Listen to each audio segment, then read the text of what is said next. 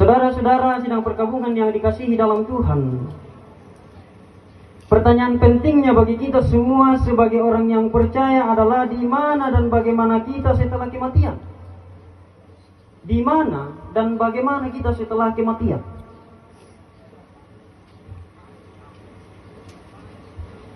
Ada paham yang mengatakan di beberapa tempat, kalau kita mati, kita pergi dulu ke suatu tempat, baru kita kemudian pergi ke surga. Agama suku di beberapa tempat kemudian mengatakan mada kone-konean dulu, arah konean nakonei se, mana di Bali atau kemudian dimuliakan lalu kembali memberkati. Ada paham yang mengatakan begitu.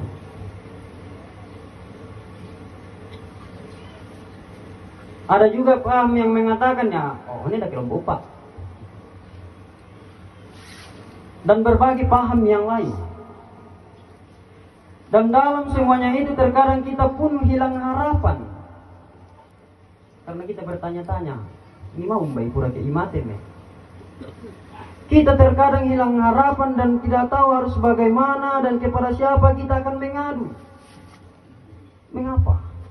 Karena duka cita atau kematian, entah mengapa menjadi sebuah peristiwa yang begitu menakutkan dan begitu sulit bagi kita untuk menerimanya.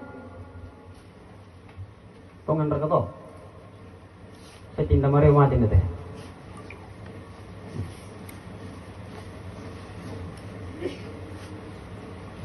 Entah mengapa kematian itu menjadi sebuah peristiwa yang begitu menakutkan dan begitu sulit bagi kita untuk menerimanya. Yang betul biasa ditahu kumirat menangis sejadi-jadinya. Yang no keluarga lagi nanti wajar tapi kumirat aku di kumirat punala. Kira-kira bisa dipahami itu ya. Saudara-saudara, keluarga yang dikasihi dalam Tuhan, dalam hidup ini ada berbagai tempat yang kemudian menjadi pengharapan kita. Mungkin ada di antara kita yang berharap pada kepintarannya. Mungkin ada di antara kita yang berharap pada kekuatannya sendiri. Mungkin ada di antara kita yang berharap pada orang lain.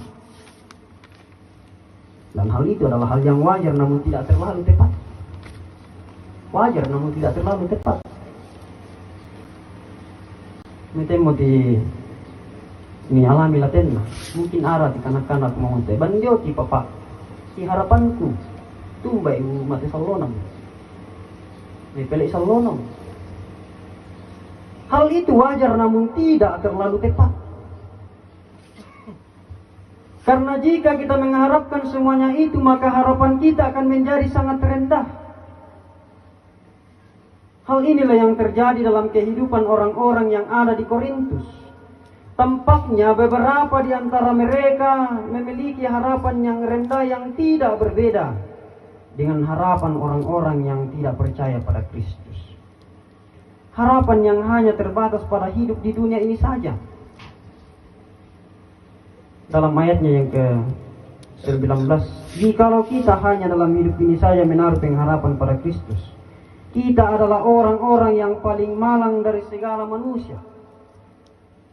Kalau hanya dalam hidup ini saja. Hal itu mungkin untuk membuat kita bahagia, sukses dalam segala hal, semua keinginan terpenuhi, atau bahkan mungkin berharap saroko dah tuho hati, bisa moda jadi kone tuho hati, paham moda. Bisa jadi nanti kekal dah hati hati sakko, dia kekal nak puang dah. Demikian yang disampaikan keluarga tadi. Menisaroko dah, Allah turun kiamat sah. Sakko adik kita paporat aja jadi paporan ada puang. Harapan-harapan jenis ini merupakan harapan yang hanya berlaku untuk hidup di dunia ini. Sekalipun semuanya itu terpenuhi, akan ditinggalkan setelah kematian. Saudara-saudara, harapan seperti ini sesungguhnya sangat merendahkan Tuhan, yang seolah-olah Tuhan tidak berkuasa atas keadaan setelah kematian. Seolah-olah kita merendahkan Tuhan, bahwa Tuhan tidak lagi berkuasa setelah kematian.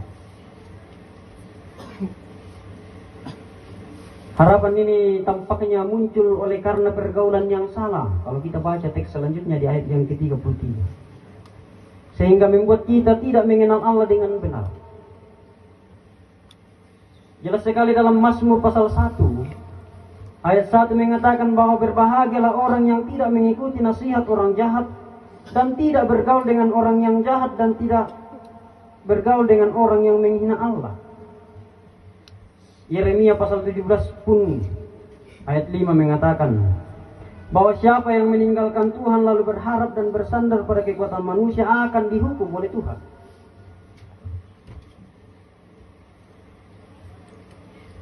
Dalam kesemuanya itu Bapak Ibu Saudara-saudara, jelas sekali bagi kita bahwa tempat menaruh harap yang sesungguhnya ada pada Tuhan semata. Sesuai dengan tema perenungan kita pada saat ini, menaruh harap pada Kristus.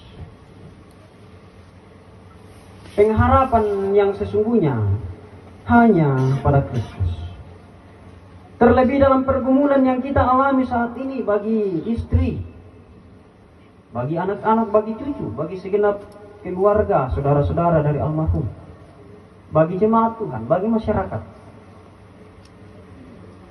Tempat satu-satunya yang layak untuk menjadi harapan kita, Dia Kristus yang telah mengalahkan maut. Dan bahkan Dia yang akan selalu bersama dengan kita dalam berbagai pergumulan kehidupan. Saudara-saudara, kita sebagai manusia mati lalu kemudian lenyap merupakan sebuah peristiwa yang sudah umum dan pasti terjadi sejak sejarah awal mula manusia. Namun kehadiran Kristus dalam sejarah perjalanan kehidupan kita dengan menjadi manusia, dalam bahasa Rasul Paulus mengosongkan dirinya atau bahasa aslinya kenosis, meninggalkan segala kemuliaannya, mengalami kematian lalu kemudian bangkit, telah mengubah jalannya sejarah perjalanan kehidupan kita.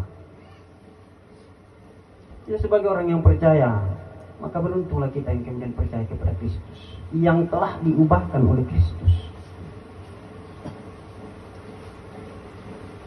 Itulah mengapa Efesus pasal 4 ayat 23 sampai 24 berkata, orang yang percaya kepada Kristus disebut manusia baru. Manusia yang tidak mengutamakan harta duniawi. Manusia yang tidak takut lagi menghadapi masalah yang tidak bisa diatasi oleh manusia terhebat sekalipun, yakni kematian. Si biasa si posua to di subimang to ndaki samang masaki irik ti dulu. Tua matete. Sunna dani soleng to suki ti kamateang. Sunna ndak bisa nang to suki ti kapateang. Siapapun itu pasti akan mati. Namui pulona triliun ti doi menang bisa iwali te ku sarokuma ko tuho maruna puang. Amakang upapura kadul ti doi. Nyaman dato tu dini pada to suki. Pagi-pagi menghibur kaleta biasa to. Saudara-saudara, mengapa demikian? Karena Kristus telah mati sama seperti manusia lainnya. Namun Dia telah bangkit dan naik ke surga serta memberikan kepastian kebangkitan dan hidup yang kekal bagi orang-orang yang percaya kepadanya. Dia telah bangkit menjadi yang sulung atau yang pertama dari orang-orang yang meninggal atau yang mati. Dan inilah harapan yang terbesar kita, yang melampaui harapan apapun, bahkan melampaui kematian. Saudara-saudara, hal yang sama juga ditekankan dalam pengajaran kita, bahwa kebangkitan dan kemenangannya atas maut merupakan jaminan pembenaran kita di hadapan Allah dan jaminan kebangkitan kita di akhir zaman.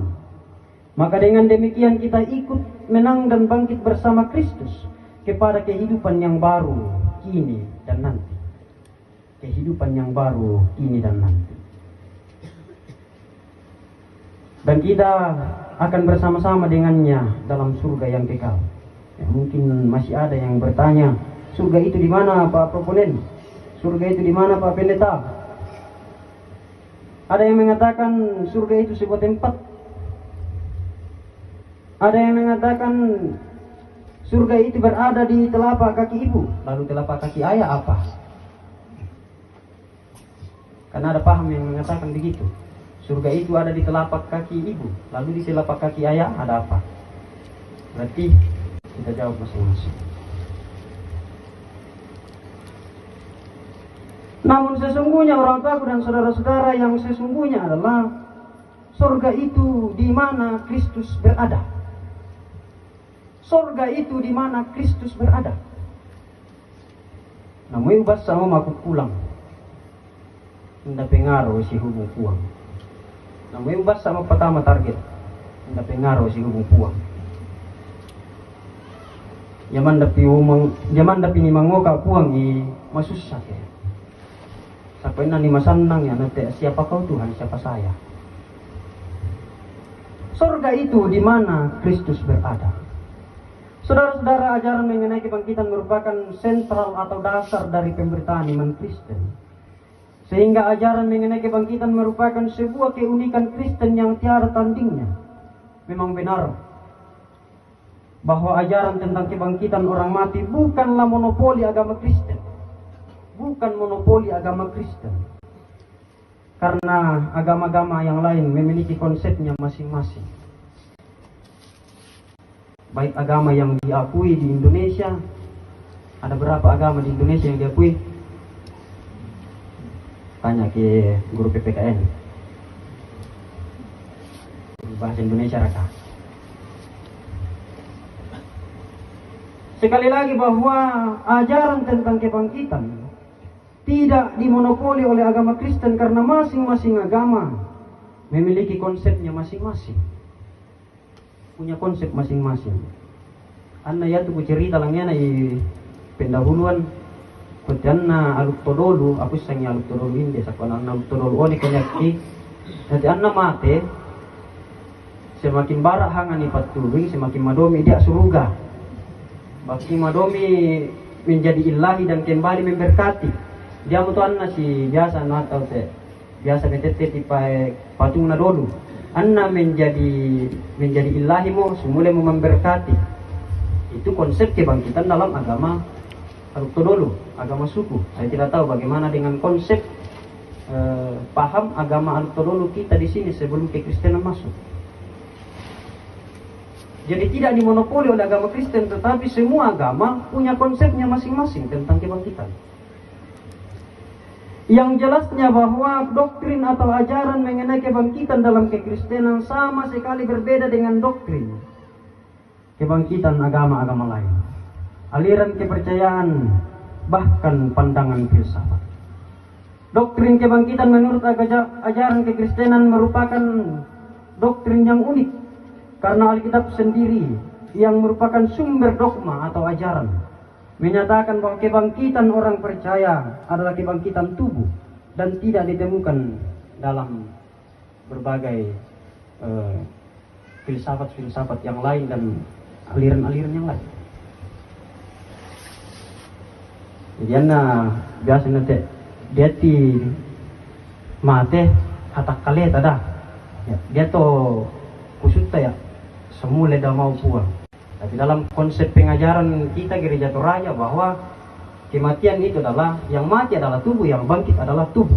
Tubuh itu adalah kesatuan jiwa, tubuh, jiwa dan roh. Tidak ada pemisahan. Saudara-saudara yang terkasih dalam Yesus Kristus, itulah mengapa Bapak Ibu, saudara-saudara dan segenap rumpun keluarga, kematian bukanlah akhir dari segalanya. Sehingga jangan sampai kematian membuat kita hilang harapan dan menutup mata seolah-olah Tuhan meninggalkan kita dalam pergumulan ini. Kematian bukanlah akhir dari segalanya. Saya biasa mau bibit ini. Biasa nasang mau bibit. Kan biji mati dan nasang dulu toh. Kemudian dia bertumbuh. Kematian bukanlah akhir dari segalanya. Tetapi justru di dalam pergumulan yang kita hadapi, kita semakin menikmati kehadiran Tuhan. Kita semakin merasakan kehadiran Tuhan di dalamnya. Jadi jangan pernah kematian membuat keluarga, istri yang ditinggalkan, anak-anak, cucu, kita semua jangan pernah hilang harapan karena kematian. Dan jangan pernah seolah-olah kita menutup mata bahwa Tuhan meninggalkan kita dalam pergumulan ini. Ia selalu hadir dalam berbagai pergumulan kehidupan, terkhusus dalam perkara kematian yang kita alami saat ini. Ia hadir melalui firman-Nya dan kehadiran kita semua saat ini sebagai manifestasi dari kehadiran Allah. Firman yang kita bacakan hari ini adalah kehadiran Allah, dan kita semua adalah manifestasi kehadiran Allah. Jadi tanya kamu manda cuma susah, Apena Delpin dan anak-anak, tetapi semua yang hadir pun berduka, dan Kristus pun hadir di tengah-tengah duka cita yang Bapak Ibu, saudara-saudara dan kita semua alami saat ini. Dialah pengharapan kita. Ia selalu mampu memberikan pengharapan yang sejati melalui kebangkitannya. Karena itu, peganglah teguh harapan yang melampaui kematian. Harapan yang dengan senang hati akan dikabulkan oleh Yesus Kristus yang naik ke surga mendahului kita. Ia berjanji, aku pergi dan menyediakan tempat bagimu, supaya di mana aku berada, kamu pun berada. Di mana aku berada, kamu pun berada.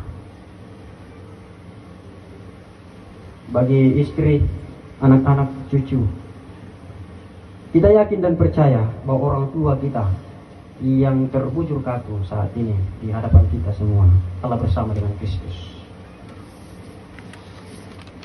Sebelum kuakhiri renungan, saya teringat waktu saya pulang dari Morowali ke Mai nang anak Sangura. Koi timai ma pamit dulu ke Punaung. Saya di kita ya, no ada namun saya di kita, koi proponen. Dan sembayangan iya, sembayang. Jadi menjadi sebuah keyakinan kita, segenap rumpun keluarga, bahwa orang tua kita, ia telah hidup bersama dengan Kristus. Kita umur kita telah tangga kaleta, bagaimana menjalani kehidupan kita ke depan. Ia sudah memberikan teladan bagi anak-anak, teladan bagi cucu, teladan bagi segenap rumpun keluarga. Kita murah. Apakah kita akan mengikuti teladannya, ataukah kita pergi ke jalan yang lain? Roh Kuduslah yang akan menuntun, menghibur istri, segenap anak dan cucu, rumpun keluarga, serta kita sekalian yang hadir saat ini. Dan kita bersama-sama untuk tunduk dalam perenungan sejenak dalam saat ini, untuk merenungkan secara pribadi bahwa dalam hidup ini, ketika perkara kematian menghampiri kehidupan saya dan saudara, apakah saya dan saudara telah datang kepada Tuhan dengan sungguh-sungguh membawa hidup ini, membawa pengharapan ini hanya kepadanya. Amin.